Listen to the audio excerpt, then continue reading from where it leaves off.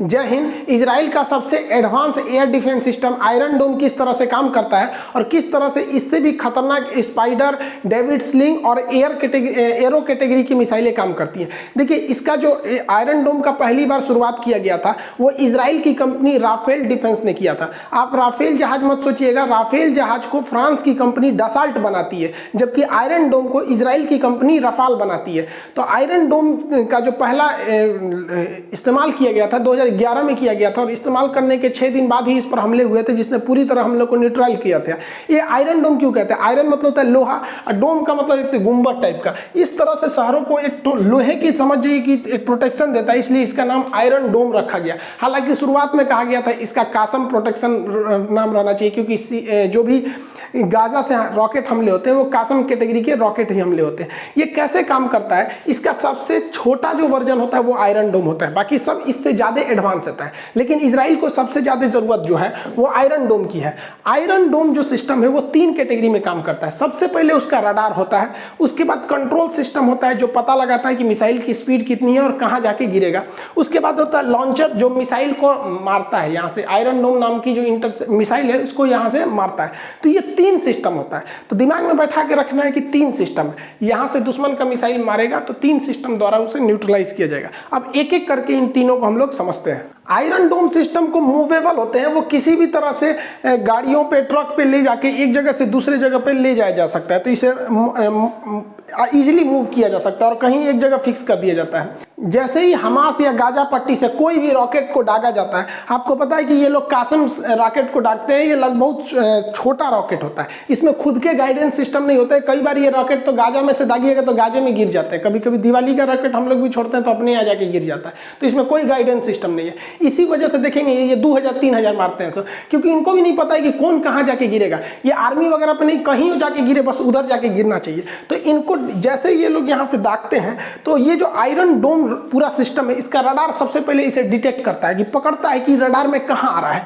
और radar signal से जब उसको पकड़ लिया जाता है, इस रडार से ये रडार को इजीली मूव कराया जा सकता है एक जगह से दूसरी जगह पे। इस आयरन डोम का रडार जो होता है वो दुश्मन को पकड़ लेता है। ये आयरन डोम का रडार है, ये दुश्मन के आते हुए मिसाइल या किसी भी हमले को डिटेक्ट कर देगा, और ये डिटेक्ट करने के बाद पूरा कैलकुलेशन कर लेगा कितनी स्पीड में आ रहा है, और ये कमांड सेंटर को भेज देगा। कमांड सेंटर का डिसाइड करेगा कि इसको मार के गिराना है कि नहीं, ये इंटरसेप्टर मिसाइल से इसे मार के गिरा देगा।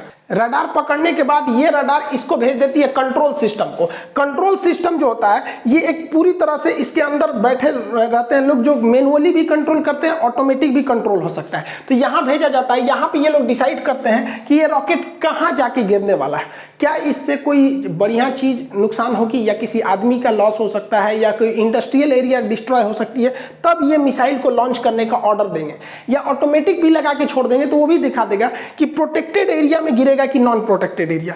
जैसे इजराइल का ज्यादातर भूमि पथरीला है, पानी की किल्लत है। अब जैसे ये वाले एरिया में कोई नहीं रह रहा है, यहाँ पे कोई नहीं रह रहा है, ये वाला एरिया में यहाँ के शहर बसे हुए हैं, तो जो रडार है वो सिग्नल भेजेगा कंट्रोल यूनिट को और बताएगा कि ये जो आपका रॉकेट है ये यहाँ पर गिरने वाला है। तो कंट्रोल यूनिट कहेगा भाई गिरने वाला है तो गिरने दो ना, वहाँ कोई रहता ही नहीं है। इसीलिए सायरन बजता है जब आयरन डोम किसी रॉकेट को पकड़ता है कि मतलब आप प्रोटेक्टेड एरिया में आ जाइए। तो कोई इधर उधर रह रहा होगा तो उसको बता दिया जाए इधर आओ, सोच रखो पड़िए पे गिर जाएगा तुरे। मेन सिस्टम होता है इस इंटरसेप्टर का, जिसे हम बैटरी कहते हैं। बैटरी जो होती है मिसाइलों की एक ग्रुप होती है जिसको झोंपा कहते हैं बैटरी। इस बैटरी में ना इधर से देखेंगे तो 4 लाइन दिखेगी, 1 2 3 4, लेकिन ऊपर से देखेंगे ना तो 5 तो दिखेगा, 1 2 3 4 5। तो 4 इधर से 5 इधर से, यानी एक बैटरी में टोटल इनकी 20 इंटरसेप्टर मिसाइल होती है। इस इंटरसेप्टर मिसाइल को तामीर मिसाइल कहते हैं। तामीर मिसाइल ही जाके मारता है, लेकिन जो रडार पकड़ता है, कंट्रोल सिस्टम डिसाइड करता है कहाँ गिरेगा, और जो इंटरसेप्टर इसे ऑर्डर दिया जाता है, ये पूरे सिस्टम को हम आयरन डोम कहते हैं। लेकिन मेन मिसाइल मारने का काम ये तामीर मिसाइल ही इसे मारने का काम करता है। आयरन डोम की एक बैटरी में 20 ठो तामीर इंटरसेप्टर मिसाइल होती है। इंटरसेप्टर मतलब होता है जो दूसरे को जाके मारता है। लेकिन इस तामीर मिसाइल की खराबी क्या है, इसके पास किसी भी टाइप का नेविगेशन सिस्टम, मतलब आप कहिए तो इसके पास खुद का रडार नहीं होता है। तो ये कैसे पता करता है, तो जमीन पे बैठा रडार जो देखा है उस रॉकेट को, या उस जो हमला किया गया हमास की ओर से जो रॉकेट वगैरह उसको देखा है, तो ये उसको बताता है कि भाई दाहिने मुड़, रॉकेट इधर जा रहा है उधर जा रहा है। तो ये अपने गाइडेंस का यूज नहीं करता है, बल्कि इस रडार के गाइडेंस का यूज करके उसे इंटरसेप्ट करता है। अब इस मिसाइल में दो चीजें होती हैं। एक जो आगे का वारहेड होता है, ये नोक यहाँ पर, इस पे इलेक्ट्रिक ऑप्टिकल वेव रहते हैं। ये इलेक्ट्रिकल ऑप्टिकल वेव चारों ओर निकलते रहते हैं, ये दिखते नहीं है लेकिन वेव निकलते हैं। और इनमें खासियत क्या होता है कि कोई भी इंसान, कोई भी चीज अगर इस वेव से टकराएगी तो इसके पीछे एक फ्रेगमेंट में सेंसर लगा हुआ है, जिसमें टुकड़ों में बारूद भरा हुआ है, छोटे छोटे टुकड़ों में। इससे कोई भी चीज इसके पास से अगर गई तो ये तुरंत बता देगा कि मेरे बगल से कुछ गुजरा है, ये खुद को फाड़ लेता है। तो ध्यान दीजिएगा कि ये जो तामीर मिसाइल है, ये आमने सामने कभी किसी मिसाइल को नहीं मारता है, बल्कि जब ये किसी मिसाइल के बगल से गुजर रहा होता है, तो इसके बगल से जो मिसाइल गुजरती है, तो इसके द्वारा जो वेव निकल रही है, ये जो वेव निकल रही है, ये वेव क्या करता है, इसको पता चल जाता है कि मेरे बगल से कोई गुजरा है, खुद को फाड़ लो। तो ये क्या करता है, खुद को फाड़ लेता है, जिस वजह से इसके साथ साथ ये भी डूब जाता है। तो कहते हैं ना, हम तो डूबे सनम तुम्हें भी ले डूबेंगे, वही काम करता है ये किसी भी मिसाइलों को आमने सामने हिट करता है, बगल से यहाँ पर। अब इस तरह से हिट करेगा ये, ताकि इसको ज़्यादा से ज़्यादा क्षति पहुँच सके। तो इस वजह से आप ये मत सोचिएगा कि 90 डिग्री पे आमने सामने लकड़ी चीर रहा है, वैसे नहीं होगा। जैसे यहाँ देखिए, ये है आपका तामीर मिसाइल, ये मार रेडिएशन छोड़ा हुआ है अपना।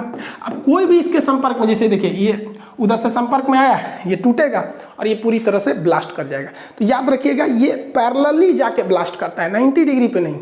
जब कभी भी तामीर मिसाइल इस तरह से रहता है तो ये बहुत ज़्यादा घातक हो जाता है और इसके बचने की संभावना ना हो जाती है। इसलिए कहा जाता है 90% ही कारगर होता है, 10% में कभी कभी ये मिस कर जाता है।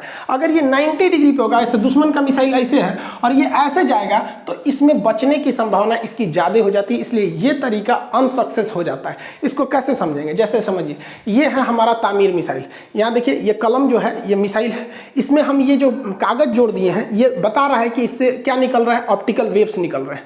अब कोई भी मिसाइल इसके बगल से गुजरेगा, तो बगल से गुजरेगा तो इस ऑप्टिकल वेव से टकरा जाएगा, और जैसे टकराएगा इससे तो ब्लास्ट हो जाएगा। लेकिन अगर कोई 90 डिग्री सामने से निकल गया तो इस ऑप्टिकल वेव से वो नहीं टकरा पाएगा, जिस वजह से उसके बचने की संभावना ज़्यादा हो जाती है। इस वजह से ही 90 डिग्री पे जब भी कोई मिसाइल आती है, जैसे यहाँ से आया और ये इधर गया, तो ये 90 डिग्री ये आमने सामने होता है तो बहुत कम चांसेज है। कभी कभी तो दो मिसाइल सामने से ही जाती है और दोनों 90 डिग्री पे रहती है, तो ये दोनों निकल जाते हैं सब वहाँ पर। इजराइल ने इसमें सुधार किया और क्या किया, इस मिसाइल में विंग्स वगैरह को और एडवांस किया, जिससे कि ये अपनी दिशा बदल ले। और अगर मिसाइल एक बार मिस कर जाता है तो ये दिशा बदल के उसको पीछे से आके, रडार उसको कहता है अरे रे पीछे से चोटिया, उसको चोटिया, तो पीछे से जाके ससुरा उसको चोटिया के मार देता है, उसको पिछवा से मार देता है उसको। यानी एक बार मिस हो गया कोई दिक्कत नहीं, लौट के आएगा फिर मारेगा, दौड़ा दौड़ा के मारता है। बहुत खतरनाक है ये तामीर मिसाइल। याद रखिएगा, आयरन डोम और तामीर मिसाइल में अंतर है यहाँ पर। अब जैसे यहाँ देखिए, ये दो मिसाइल ससुरे इधर थे, सब दुश्मन के, ये वाले मिसाइल हैं दुश्मन के हैं, और ये आपका तामीर मिसाइल है। ये लोग भाग रहे हैं, लोग दौड़े दौड़े मारो मारो मारो, इजराइल पे गिरो, इजराइल पे गिरो। इस ससुरा बगल से जाएगा, कहेगा चाचा कहाँ, जेरूसलम, चलिए चलिए चलिए, आइए आइए, बीचों में घुसेगा और खुद को फाड़ लेगा। ये भी गए, काम खत्म। तो आप देखेंगे इजराइल जो है ना, बहुत खतरनाक दुश्मन के जहाज़ों को मारते, मिसाइलों को मार देता है। अब जैसे ये लोग आगे सूर्याइले आ रहे हैं मुंह उठा के, चलो चलो मारो मारो मारो मारो, वहाँ पे आइए, आगे से आके कहेगा आइए आइए पधारिए यहाँ पर। और जैसे ये आएंगे इसके सेंसर में टकराएंगे, ये खुद को फटेगा, ये दोनों लोग फट जाएंगे। आयरन डोम किसी भी वेदर कंडीशन में, चाहे बारिश हो रही हो, तूफान आ रहा हो, किसी भी वेदर कंडीशन में जाके दुश्मन को मार सकता है। ये ऑल वेदर काम कर सकता है। आयरन डोम मिसाइल जो है वो किसी भी मिसाइल को बहुत हाइट पे जाके इंटरसेप्ट करता है, जिस वजह से इसका फ्रेगमेंट और कचरा नीचे आने से पहले ही डिस्ट्रॉय हो जाता है। ये पूरा डे नाइट मैच खेलता है, एकदम 20-20 वाला। दिन में भी काम करेगा, रात में भी करेगा, बहुत ज़्यादा हाइट पर भी काम करेगा। किसी भी तरह का मौसम रहे, खराब मौसम रहे या अच्छा मौसम रहे, ये दुश्मन को धूल चटा देता है। कोई भी मिसाइल यहाँ गिरती है उसको 90% तक ये मिसाइल उसे गिरा देता है। लेकिन हर चीज़ की कुछ ना कुछ कमजोरियाँ होती हैं। इसकी भी एक खराबी क्या है कि ये बहुत महंगा है। एक इंटरसेप्टर जो मिसाइल निकलती है वो आती है 30 लाख रुपए में, और लोगों की जान को बचाने के लिए। और इंटरसेप्टर मिसाइल का कंसेप्ट होता है कि दो मिसाइलों को एक साथ मारा जाता है, क्योंकि अगर मान दी वो एक तो मिसाइल 90 डिग्री पे निकल गई तो दूसरी वाली उसको जाके इंटरसेप्ट कर दे। तो अगर हमास एक ठो कासिम रॉकेट मारता है तो हमास का एक कासिम रॉकेट आता है 3 लाख में, और इनका एक इंटरसेप्टर आता है 30 लाख रुपया में, और दो छोड़ना पड़ता है। यानी उनके 3 लाख के लिए इनको 60 लाख रुपया खर्चा करना पड़ता है। लेकिन इन लोग की जान की अहमियत है, इन लोग की संख्या भी बहुत कम है, और इन लोग के पैसा की कोई कमी नहीं है। और हमास वगैरह के पास फंडिंग डायरेक्ट नहीं आती है, इधर उधर से इलीगली तरीके से छुपा के ही फंडिंग आती है। तो पहला, इसका कॉस्ट बहुत खतरनाक है, लेकिन इजराइल ने इस कॉस्ट का भी काट निकाल लिया है, आगे समझाएंगे। दूसरा, इसका एक सेचुरेशन पॉइंट होता है। किसी भी चीज का एक क्षमता होती है कि कितने मिसाइलों को ये काउंटर कर सकता है। हालांकि इजराइल में जितने भी ये चीजें लगे हैं सब आपस में जुड़े हुए हैं। अगर किसी आयरन डोम के पास 200 मिसाइलें एक पास आ जाएंगी तो इसके बैटरी में तो केवल 20 ही है, तो भाई ये 20 को मार देगा, और अगल बगल वाले को मैसेज भेज देगा, सुधरा हमारा पे 200 आया है, तो वो भी आके इधर उधर मार देंगे सब। लेकिन सबकी एक कैपेसिटी होती है। मान के चलिए कि जहां 400 आयरन डोम के इंटरसेप्टर मिसाइलें हैं और वहां पे अगर 600 आ जाएगा तो जेन्युइन है कि भैया आपको तो बहुत ज्यादा लॉस हो जाएगा। तो इसी वजह से कुछ गिर जाते हैं। तो इस बार देखे होंगे इजराइल को भी अच्छा खासा लॉस हुआ है, और हमास को लड़ाई में तो ज्यादा लॉस हमेशा फिलिस्तीन और हमास को होता है, क्योंकि ये लोग काफी ज्यादा एडवांस है। अत्यधिक खर्चीला होने के कारण इजराइल इसके नई टेक्नोलॉजी पर काम कर रहा है, जिसमें ये लेजर बीम का यूज करेगा, और इसका नाम रखेगा आयरन बीम। ये क्या करेगा, दुश्मन के जो भी रॉकेट वगैरह है उस पर ये मिसाइल ना मार के आयरन बीम मारेगा। एक तरह का लाइट हो जाएगा यहाँ पे। तो ये क्या है, इलेक्ट्रिक से जनरेट हो जाएगा। ये तो खर्चा होने वाला चीज नहीं, एकदम पैसा कम हो जाएगा यहाँ पर। तो वही लगा देगा, दुश्मन का जहाज हवा में उड़ जाएगा। एकदम समझिए जिस तरह से भारत का काली किस तरह से अगर किसी चीज पे डायरेक्ट इंपैक्ट कर दे तो उसके सेल वगैरह को खराब कर सकता है, बाहरी कवर वगैरह को खराब कर सकता है। उसी तरह ये भी काम करेगा आयरन बीम। तो आयरन डोम जो कॉस्टली था उसका ये तोड़ है। अभी इस पर रिसर्च है, 2023 या 24 तक इसे इजराइल में शामिल कर लिया जाएगा। आयरन डोम है, इसकी जो मारक क्षमता है, ये इफेक्टिवली इसको रखा जाता है सबसे कम दूरी के लिए। ये 10 किलोमीटर तक के लिए आयरन डोम को रखा जाता है। 10 किलोमीटर से ज़्यादा अगर 20 किलोमीटर तक मार करना है तो इसके लिए रखा जाता है स्पाइडर शॉर्ट रेंज, जिसे शॉर्टकट में स्पाइडर SR कहते हैं, शॉर्ट रेंज। ये 20 किलोमीटर तक मार देता है। इससे भी तगड़ा होता है स्पाइडर मीडियम रेंज। तो स्पाइडर में आगे MR लगा देते हैं। MR का मतलब होता है मीडियम रेंज। ये 50 किलोमीटर तक मार देता है। और इससे भी अगर ज़्यादा सुरक्षा चाहिए और हाई लेवल का तो उसमें लगाया जाता है डेविड स्लिंग। डेविड स्लिंग जो मिसाइलें होती हैं ये 160 किलोमीटर दूर तक के दुश्मन के किसी भी टारगेट को नष्ट कर देती हैं। तो देख रहे हैं 10, 20, 50, 160 इतना लंबा इसके पास सिक्योरिटी सिस्टम है, इस पर कोई नहीं मार सकता है। लेकिन इजराइल को भी पता है कि हमारा ये सिस्टम केवल छोटे चीज़ों के लिए बना हुआ है, भयानक हमला हो जाएगा तो ये नहीं रोक पाएगा। इसीलिए इजराइल भारत को आयरन डोम बेचने आया था, तो आयरन डोम भारत ने मना कर दिया। हम लोग का दुश्मन भी VIP चाइना है, एगो हमारे बगल वाले है ये है, ये सब छोटका नहीं मारता है, सब भयानक मारता है। तो हमको इसकी ज़रूरत नहीं है और एडवांस चाहिए, इसलिए भारत ने आयरन डोम को नहीं लिया। इस बात से इजराइल भी भली भांति वाकिफ था कि अगर ईरान भयानक वाला मिसाइल मारेगा, क्योंकि इजराइल का दुश्मन ईरान सबसे पक्का है और वो थोड़ा शक्तिशाली भी है, बाकी सब तो अगल बगल वाला कोनो चीज़ नहीं जानते। सो वैसे घर में रॉकेट बनाता है, सो कोनो ठीक नहीं किधर जाएगा किधर नहीं। लेकिन ईरान का रॉकेट काफ़ी एडवांस है, इसलिए ये बैलिस्टिक मिसाइल बड़ी मिसाइलों को भी काउंटर करने के लिए सोचता है, क्योंकि बड़ी मिसाइलों को काउंटर करने के लिए इससे पॉसिबल नहीं है, इसलिए ये एरो मिसाइल का यूज़ करता है। ये एरो मिसाइल जो है, एरो मिसाइल, इसकी 2 कैटेगरी होती है, एरो 2 और एरो 3। ये बैलिस्टिक मिसाइल को मारता है। इसको देखिए ये बहुत भयानक है।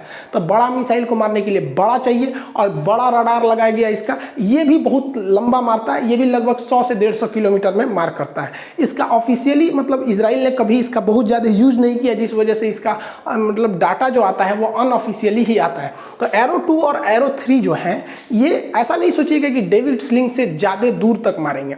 जितना डेविड स्लिंग मारता है उतना ही ये भी मारेंगे। लेकिन आयरन डोम, स्पाइडर और डेविड स्लिंग ये छोटे टारगेट, हेलीकॉप्टर, जहाज वगैरह के लिए, लेकिन भयानक के लिए ये एरो आता है। अभी इससे ऊपर भी बैलिस्टिक मिसाइल डिफेंस सिस्टम पर इजराइल काम कर रहा है। इस तरह से आप देखेंगे तो इजराइल के पास कितने लेयर की सिक्योरिटी है, Arrow 3, Arrow 2, David sling, iron dome, spider short range, spider medium range, इस तरह से काफ़ी ज़्यादा खुद को सिक्योर कर रखा है इजराइल ने। इजराइल की जो जहाज़ें होती हैं, नौसेना की जहाज़ें, उसको भी वो सुरक्षा दिया, क्योंकि नौसेना की जहाज़ जाएगी और उसी पे कोई मार देगा तब। तो नौसेना की जहाज़ों के लिए इसने क्या रखा है, सी डोम। सी डोम, तो डोम का मतलब क्या होता है, गुंबद की तरह इस तरह बना दिया। तो इसको सी को वो वाला सी ना लिख के ये वाला सी लिखते हैं, तो सी डोम है, ये जहाज़ों की पूरी तरह से रक्षा करता है। सी डोम के अंदर बहुत सारी बैटरी होती है जिसके अंदर इंटरसेप्टर मिसाइलें होती हैं। ये इंटरसेप्टर मिसाइलें जैसे ही रडार के नज़र में कोई दुश्मन का जहाज या ड्रोन कुछ भी आता है, ये मार गिराती है। जैसे ये दुश्मन का जहाज है, इसने 2 मिसाइलें को फायर किया है।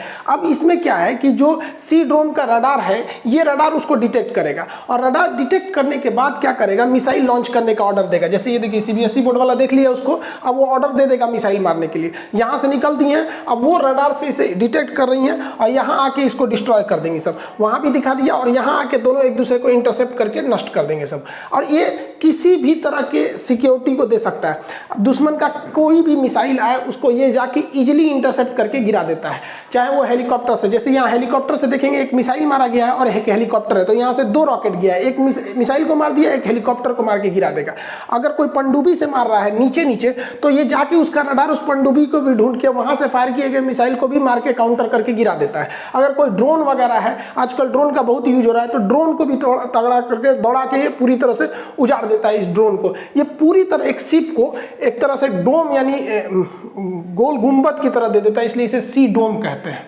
इजराइल इतना ताकतवर है और इतना एडवांस है, इसीलिए इजराइल जिंदा भी बचा है। और इजराइल जो है वो सीज फायर भी कर दिया है। जरा आप खुद सोच के देखिए कि अगर इजराइल के इतना पावरफुल हमास रहता या गाजा उतना पावरफुल, उतना एडवांस रहता है और इजराइल गाजा की तरह कमजोर रहता टेक्नोलॉजी के मामले में, तो क्या ये उसको सरेंडर करने का मौका देता? नहीं देता। इसलिए अंतर्राष्ट्रीय मैटर पे क्या मैटर करता है कि हमारी युद्ध में हमारी सेना कितनी ताकतवर है। आप याद कीजिए 1962 में जब चाइना हमारे ऊपर एक तरफा हमला कर रहा था, तो हम लोग उतने पावरफुल नहीं थे, हमारे सैनिकों के पास बूट नहीं था, कैनवास के जूता पहने थे। उस समय रूस भी बचाने नहीं आया था, क्योंकि चाइना की आदत है जब दुनिया बिजी रहती है तभी हमला कर देता है। उस समय रूस खुद ही अमेरिका से बिजी चल रहा था क्यूबन मिसाइल क्राइसिस को लेकर। इवन आप पाकिस्तान को भी देखिए, जब हम लोगों ने उसे 1971 में धो दिया और उसका पूर्वी पाकिस्तान छीन लिया और बांग्लादेश बन गया, तो क्या पाकिस्तान को बचाने चाइना आया? नहीं आ पाया।